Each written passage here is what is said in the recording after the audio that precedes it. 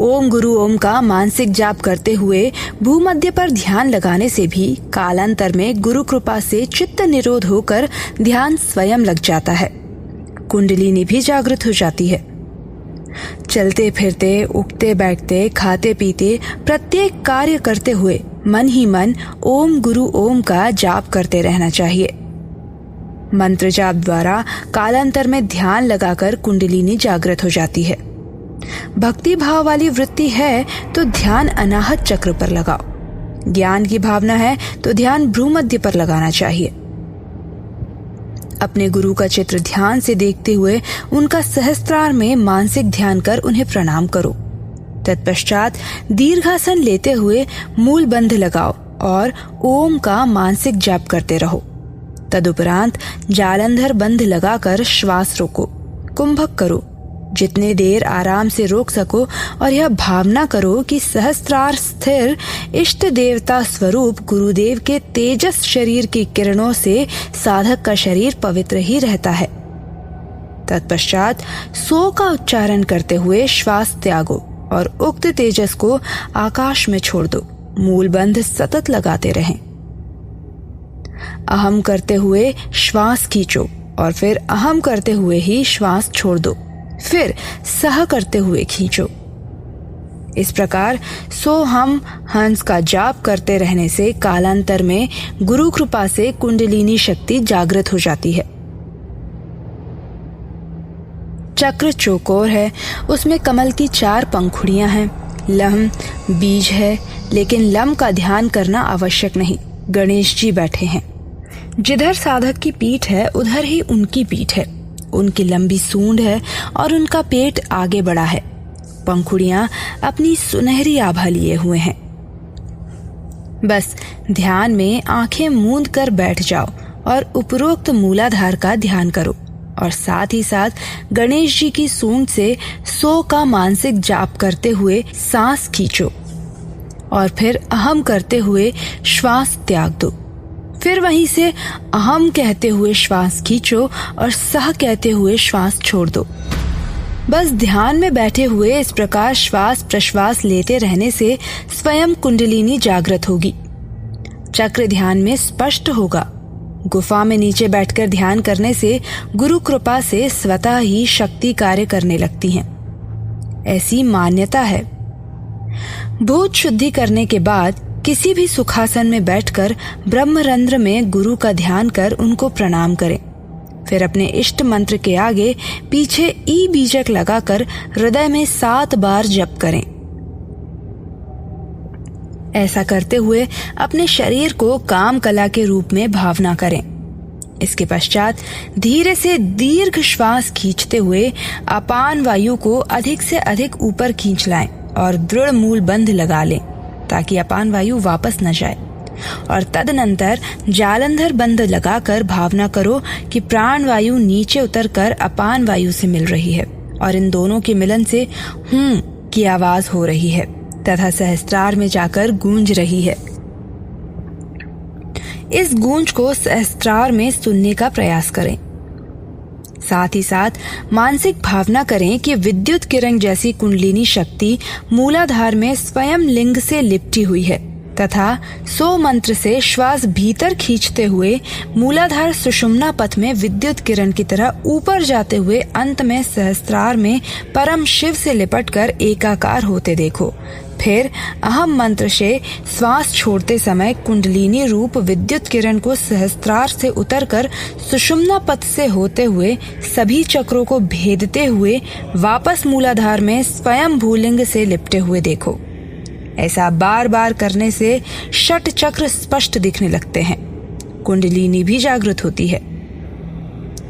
श्री दुर्गा सप्तशती के प्रत्येक श्लोक को अपने इष्ट मंत्र से संपुटित कर एक चित्र होकर नित्य नियमित रूप से पाठ करते रहने से कालांतर में प्राणों का प्रवेश सुषुम्ना विवर में होकर कुंडलिनी शक्ति जागृत हो जाती है। मंत्र जाप से साधक का रोम रोम स्वतः होने लगता है। केवल तंत्र में वासना रहित मैथुन की योजना की गई है। तंत्र साक्षात योनि की पूजा मंत्र जाप करते हुए उसके साथ मिथुन कर बिंदु सिद्धि की योजना है। वीर भाव में स्त्री के साथ पूजन के बाद मैथुन की योजना है, जिसके द्वारा साधक ऊर्ध्वता बनने की साधना करता है। दिव्य भाव में काम, कला, ध्यान एवं मानसिक मैथुन की योजना है। यह सब वासना रहित भावना से किया जाता है। वैष्णवों में श्रृंगार साधन द्वारा ऊर्ध्वरेता बनने की साधना प्रचलित है। ऊर्ध्वरेता होने के लिए प्राणों का सुषुम्ना पथ में प्रवेश आवश्यक है। प्राणों का सुषुम्ना के क्षेत्र में प्रविष्ट होने से ही मंत्र चैतन्य होता है और प्राणों का सुषुम्ना में संचार होना ही कुंडलिनी जागरण है। कुंडलिनी साधना में 3 से 12 वर्ष तक का समय लगने से सिद्धि सफलता मिलती है। यह साधना व्यर्थ नहीं जाती। सद्गुरु चाहे तो शक्तिपात करके साधक की कुंडलिनी जागृत कर सकते हैं, लेकिन शिष्य को नित्य नियमित रूप से साधना बनाए रखनी चाहिए। अनुकूल परिस्थितियों की प्रतीक्षा में मत पड़े रहो। साधना में आलस ना करो। साधना को कल पर ना छोड़ो, क्योंकि कल कभी नहीं आता। आत्मनिरीक्षण करते रहो कि साधना ठीक चल रही है या नहीं। तामसिक वृत्तियों, काम वासनाओं, लोभ, मोह आदि विकारों में कमी रहती है तो ठीक है। उपदेशक वृत्ति विघ्नकारी है। स्मरण रहे कि कभी भूलकर भी किसी सफलता का अभिमान मन में न आने पाए, या किसी को चमत्कार बताने की कोशिश भूलकर भी ना करें, भले ही आपका कितना ही बड़ा अपमान या नुकसान क्यों ना हो रहा हो। सिद्धि के चक्कर में पड़कर किसी को श्राप अथवा आशीर्वाद न देने लगना, नहीं तो हाथ मलकर पछताना पड़ेगा। अभिमान ना करो, नहीं तो गिर जाओगे। अपने मुंह अपनी प्रशंसा करना भी अभिमान है। मोह को विचार से, यथार्थ को बोध से, क्रोध को क्षमा से, लोभ को संतोष से और अहंकार को नम्रता से जीत सकते हैं। अगर मन विषयों की ओर भागता हो तो प्रत्येक विषय का तुरंत प्रतिकार करें। काम वासना सताए तो आंखों को उल्टा दो अथवा दाएं गट्टे पर मुक्का मारें। क्रोध आए तो अपनी जीभ को उल्टा दो। जीभ की अवस्था में नासिकों को 2 उंगलियों से बंद करें। मोह वृत्ति जागे तो सिर में मुक्के मारें। अहंकार की अवस्था में कान मरोड़ें। साधना नित्य नियम से करनी चाहिए। जब तक सारे पुराने संस्कार धुलकर उनके स्थान पर शुभ संस्कार दृढ़ नहीं हो जाते, तब तक प्रायः साधना का परिणाम देखने में नहीं आता। अगर आप अपने निज स्वरूप को पहचानने की इच्छा रखते हैं तो आपको अपना मन शुद्ध करना होगा। उसे सूक्ष्म व एकाग्र कर निर्विकल्प समाधि प्राप्त करनी होगी। जब रोम रोम से अपने इष्ट मंत्र का जाप होता अनुभव हो, सर्वत्र नीला प्रकाश नजर आए और दिव्य आनंद की अनुभूति हो, तो पहचान लो कुंडलिनी जागृत हो गई है। जब कुंडली चैतन्य होती हैं, तो किसी किसी साधक को अपनी रीढ़ में चींटियां रेंगती अनुभव होती हैं। किसी किसी को संचित संस्कारों के कारण कोई भी रोग उत्पन्न हो जाता है। षट चक्रों के भेदने के लिए नाड़ी शोधन, योग व ध्यान आवश्यक है। एक एक चक्र को सिद्ध करने के लिए कम से कम 6 माह का समय लगता है। षट चक्र का ध्यान करने वालों को चाहिए कि कम से कम 5 मिनट तक एक एक चक्र पर ध्यान द्वारा चित्त वृत्ति को ठहराते हुए चतुर्दल से सहस्त्र दल पर्यंत आधे घंटे में जाएं। ऐसा अभ्यास कर लेने से प्राण और मंत्र दोनों ऐसे निरुद्ध हो जाते हैं जिसका आनंद अकथनीय है। ध्यान रखें, ढेर सारी पुस्तक पढ़ने के बजाय थोड़ी बहुत साधना अभ्यास नियमित रूप में नित्य प्रतिदिन करना चाहिए। लाभदायक होता है। तंत्र द्वारा कुंडलिनी जागृत करने के लिए केवल तांत्रिक की ही पुस्तकें पढ़ें। ध्यान रखें, इष्ट शास्त्रों में नहीं है। शास्त्र तो केवल इष्ट के प्रति निष्ठा, श्रद्धा व जिज्ञासा उत्पन्न करते हैं। शास्त्र पढ़कर पंडित विद्वान तो बना जा सकता है, साधक नहीं। शास्त्रविद होना अलग बात है और आत्मविद होना बिल्कुल अलग बात है। प्रभु में विश्वास रखें और अपने कार्य करते रहें। जो परिणाम सामने आए उन्हें जैसे प्रभु की इच्छा व व्यवस्था मानकर स्वीकार करने का स्वभाव बना लें, तो इस संसार में रहते हुए भी हम दुखों से बच सकते हैं। प्रायः जब कुंडलिनी शक्ति प्रथम बार चैतन्य होती है तो साधक को ऊंघ सी आती है। यह प्राण के ऊपर चढ़ने जैसा होता है और कुंडलिनी जागृत होने का एक लक्षण भी है।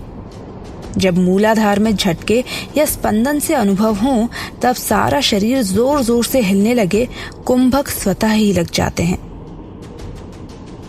श्वास की गति अति तीव्र हो जाए और नियंत्रण में न रहे तो समझो यह क्रियाएं कुंडलिनी चैतन्य के लक्षण हैं।